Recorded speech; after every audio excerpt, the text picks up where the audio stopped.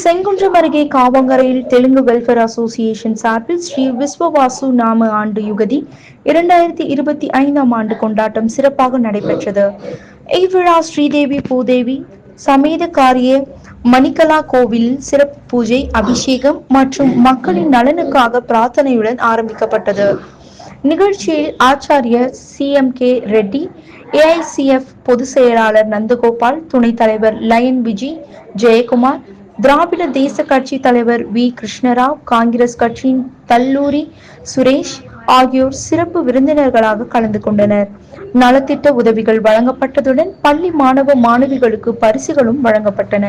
இந்நிகழ்ச்சிக்கு சங்க கௌரவ தலைவர் லயன் முரளி, தலைமை ஒருங்கிணைப்பாளர் GB ராமகிருஷ்ணா, சங்க தலைவர் P நரசிம்மராவ், செயலாளர் M சிட்டிபாபு, பொருளாளர் M முனுசாமி, துணை தலைவர்கள் கிருஷ்ண ஐயர், P கோபாலகிருஷ்ணா, I வெங்கடேஸ்வரலு, இணை செயலாளர்கள் P பாலாஜி, P நாகராஜ், ஆலோசகர்கள் தாமோதரன் ரெட்டி, M வாசு, P நாகேந்திர பிரசாத் உள்ளிட்டோர் சிறப்பாக ஒருங்கிணைந்தனர்.